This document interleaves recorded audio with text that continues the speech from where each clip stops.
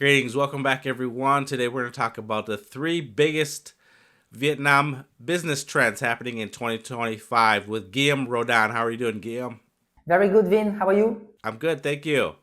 All right, Guillaume. So I think that one of the biggest trends I'm noticing is the supply chain diversification. And what I mean by that is it seems like lots of companies, since maybe 4 or 5 years ago, are now moving from China into Vietnam. And I'm seeing a lot about that. So what are your thoughts? Is that something you've noticed too? Yeah, definitely, Vin. So I think that China Plus One strategy is a buzzword that has been really out there for, as you say, 5 years around. And then it actually come risks from companies. So they used to be very relying on one supply chain. So most of the supply chain were Chinese based often. So they were working with one or a few suppliers in China. And then years after years, first those big groups started to diversify their procurement, sourcing, and manufacturing. And now we're seeing in 2025, it's also the SME. So even, for instance, companies who can do 10, 20 containers per year, they will be also looking at this diversification just to mitigate the risk and also sometimes to find in neighboring countries such as Vietnam, India, Thailand, for example, a good labor and then that are able also to accept new entrants in some key industries. Maybe it could be interesting to list some of the industries, especially in Vietnam. What were your previous experience been as you used to be involved in the Vietnam manufacturing landscape earlier? 3 or 4 years ago, I was working for a Chinese manufacturer and exporter based in Shanghai, and they were moving more of their manufacturing in Vietnam. So that was the trend that was happening.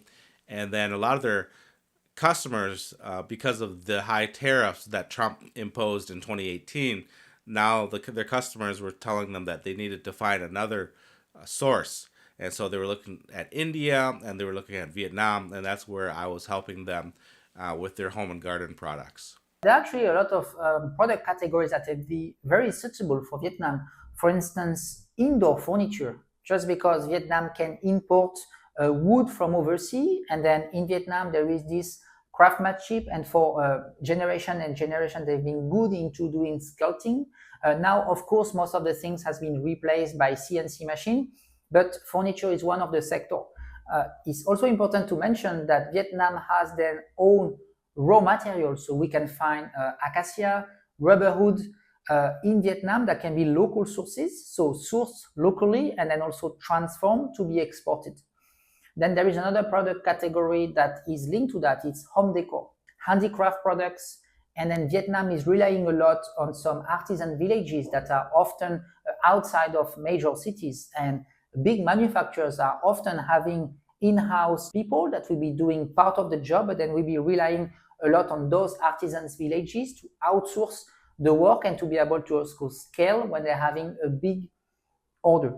You have also all the textile and garments. That here is also one of the strengths of Vietnam. And I think this year, Vietnam is becoming the second largest exporter of garments. So years after years, getting more and more attention for global markets. And then one of the last one can be, as you mentioned, all the tools, gardens, equipments, also patios, so all outdoor furniture can also be very suitable for Vietnam. Is there any other industries that you also heard that Vietnam is quite good at? I think in the last few years, electronics and a little bit more higher end manufacturing. I think as we look for the future, I think is it Nvidia and some more maybe high tech manufacturing. I think Samsung has been there for years, and so Vietnam is has been known as a big player in like smartphones and things like that. So not only just the low end manufacturing that we covered, the kind of like artisanal crafts and home and garden and furniture and textiles and clothing that Vietnam has been known for. But then I think now there's been a surge in more medium to higher end manufacturing too. That's very true. Apple has actually shifted a huge part of its production to Vietnam through suppliers like Foxconn that are well known. And so giants like this, also you mentioned Samsung, there is also LG that are right now manufacturing all type of products in Vietnam. And then on the lower range, you still have some electronics suppliers in Vietnam that will be more what we call the PCB and PCBA. So basically, all the printed circuits and then all the assembling can be done in Vietnam, of course, benefiting from the lower labor cost. And then most of the components we still be imported, but then Vietnam more and more and years after year is getting again a seat into doing such product, and it's probably be the trend that will be continuing in the next year with after probably the semiconductors and then other high-tech manufacturing that may also come along to Vietnam. Right. So it's interesting even that we could touch about those relocation and diversification of the supply chain. What about what is coming along? For instance, the industrial parks and then also the infrastructure that has been built. For instance, Long Tan Airport is going to be a giant airport outside of Ho Chi Minh City. Also deep sea port that are in Vietnam that can help for the logistics and all the transportation. Was it also what you observed? You stay in Vietnam for more than 5 years. Yeah, when I was there, it seemed like Vietnam is moving towards like more development and in its infrastructure in terms of roads, airports. Again, when I was there, I think they announced a new airport that was being constructed, miles away from the new or the older or the present airport, as well as a long distance bus terminal. I think that was another big capital investment that they were working on. And then, of course, I didn't see it, but it was being built at my time there. There's the subway that was just opened, I believe, maybe a few months ago, maybe in January. So the Hanoi, when I was there, they had opened their subway station, light rail, and then now Ho Chi Minh City has their subway station. And so it seems like infrastructure in general is moving quickly, and it's they're making lots of investments. Like you mentioned, the deep sea ports. Vietnam knows that they have to develop that area too now with all the trade going on, and then also the railway. It's been announced that they're going to try to modernize high-speed rail between north and south. Of course, it's a big multi-decade project, but at least they're making the investment. At least they're looking at it and doing the research. Any other projects that you know of that are, talked about or they're being implemented? One of the big names is Lego that has been setting up its biggest manufacturing plant in Vinung, so right outside of Ho Chi Minh City. So big players like that are setting up sometimes sub factories or sometimes even the major factories in Vietnam. Related to the industries, again, it will also be working by cluster. So in some industrial zone, you may only find furniture factories. If you go to VSIP, which is the Vietnam Singaporean Industrial Park, you also have all the high-tech factories. So in Vietnam, it worked like that. So of course, in some areas, everything will be splitted, but step by step, there will be also parks that are regional and that are specialized into some type of skills and product specificities, which will also bring along with the HR, the training, the universities, and also some skilled labor that will be also able to take on project and then grow in terms of their experience and expertise. Vin, probably now we can move to the second topic, which is the FDI, so all the foreign direct investment in Vietnam. Over the last 10 years, probably there have been a lot of such companies that came to Vietnam to set up firstly manufacturing plants, but not only. We also see the growing IT sector in Vietnam with a lot of outsourcing companies, because just here companies are benefiting from a trained labor. Often those engineers can be graduated from major as math, IT, mechanics, etc. We still be able to provide a very good, decent work, but at a lower range compared to other foreign markets.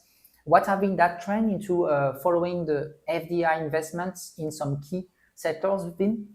Vietnam has been able to attract foreign direct investment for decades now, especially I think the top three are Taiwanese, South Koreans, and then Japanese are, I think, the biggest investors. And across the board, we've seen maybe it could be high tech parks, as you mentioned, electronics. Now we're looking at education, and then, of course, in the past was infrastructure, the subways that I have mentioned. So lots of FDI has been moving in to Vietnam for various reasons, because I think people see the potential.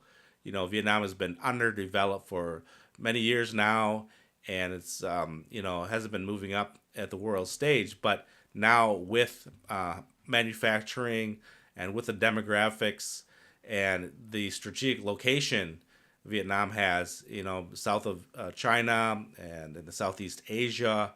And so now we're seeing lots of things are coming together. And so I think that's just natural that now Vietnam has plenty of FDI and it continues to grow year by year. Vietnam, we have to remember that 70% of the population is under 35 years old, which means that there is a huge workforce that is available. And then if we exclude the major cities, you have a lot of people that will be sitting around manufacturing hub. So of course, for a company, if you set up your company at the right place, you can immediately get a huge pool of talents at a way lower competitive rate that you would have in the West.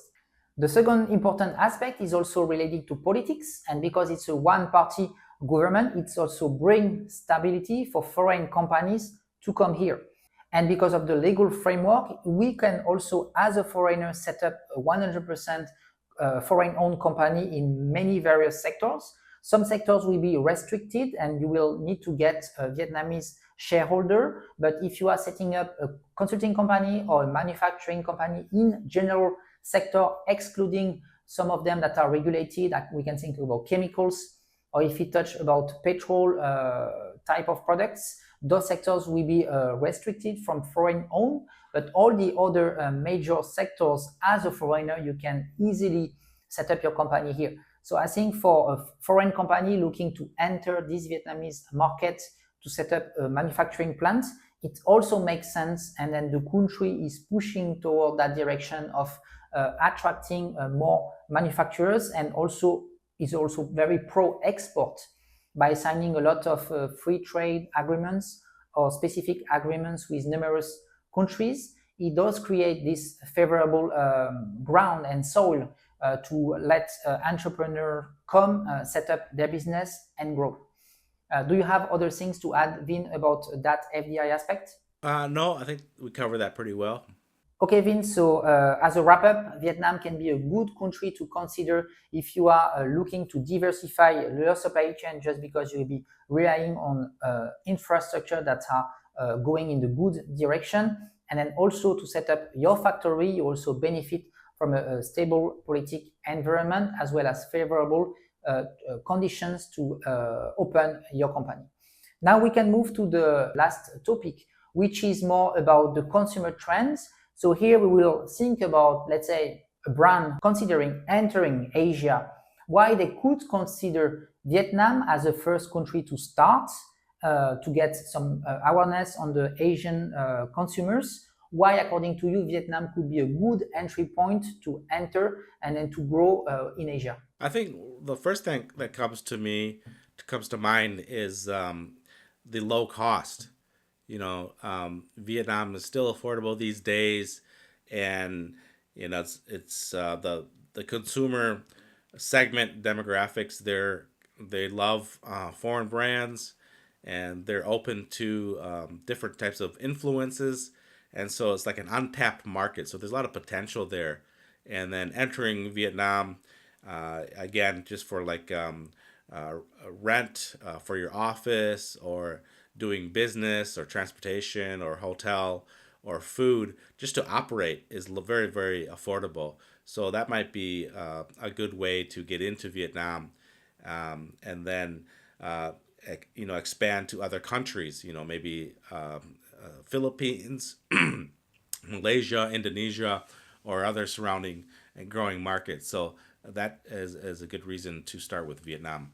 How about you? What do you think? It's a good point, Vin. I think also just considering the middle class, right? The middle class is rising, And I think according to the statistic, it may reach 50% of the population by 2030, meaning that if we calculate 100 million people, it means that 50 million people may start to have a certain power to purchase goods. And then because that country is just growing super fast, if you target cities like Ho Chi Minh City, Da Nang, for instance, and Hanoi as the three main cities to enter, you find consumers that will be also very keen to explore new things. They will be very keen to explore new imported brands.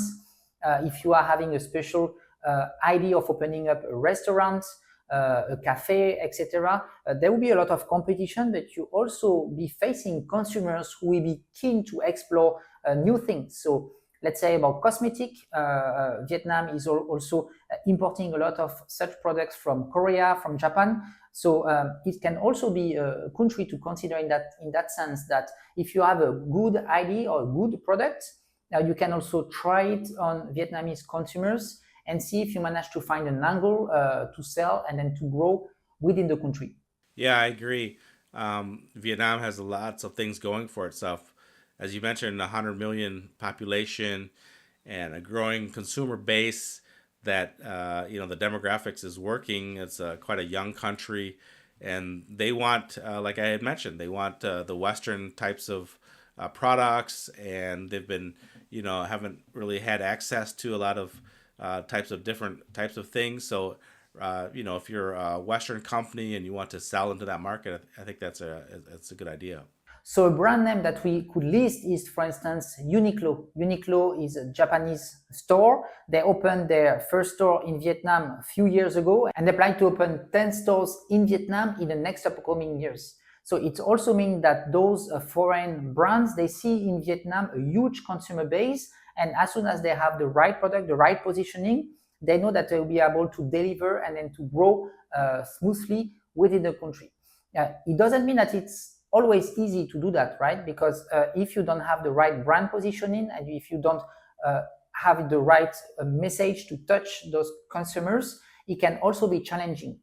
I heard stories of brands also struggling. They may have a very good idea, very good product, or very good marketing, but it's also hard sometimes to penetrate the Vietnamese market. So we need to understand the nuances in Vietnam and then know how here those consumers are purchasing. For instance, here many people are connected, are online. Just because of the very young population in Vietnam, you need to use a lot of digital strategies to spread your brand awareness and to try to reach key potential buyers in Vietnam. All right, so Guillaume, it looks like Vietnam has lots of potential these days and going forward in the future. I mean, we're seeing the supply chain moving to Vietnam. We're seeing more manufacturing, more investment, and infrastructure. And then Vietnam is a great gateway in terms of starting a business and then moving to other Southeast Asian countries. And a little bit of advice I would say is to visit Vietnam in the near future if you can. There are lots of business conferences going on, expos. I think that's probably the easiest way. Maybe just spend maybe 2 weeks in country exploring as a tourist and as a business person. I think you'll see a lot. Any advice there, Guillaume? Now, it's very good insight, Vin. I think first people should come here as a tourist, right? They should just discover the country if they've never been here. And then after that, they should also plan another trip or plan the same trip alongside with the first one, but more for a business perspective. So maybe spend time in each of the key cities you would consider living and then try to gather with the local community. You can have workshops, conferences, seminars. If you are into import-export, there is a lot of trade show as well. So you should really spend time, start to get a first sense about who are the main players in some key industries. And then from this, you will see if you can find any idea where you can add up your current experience, your current contact, your current strategies, and then see if you can match it with something in Vietnam. Probably start with a partnership. So start with someone who is either already in place, having a certain business, and try to plug to this person, try to joint venture somehow. And then after that, after a couple of years, you can try to find and then to have your own venture. But obviously you may go through a lot of pitfalls and then trial errors if you are doing it by yourself rather than if you have any mentor or any partner that you could share the risk as well as the success. Okay, Guillaume, thank you very much. I really appreciate it. Thank you, Vin. It was a pleasure.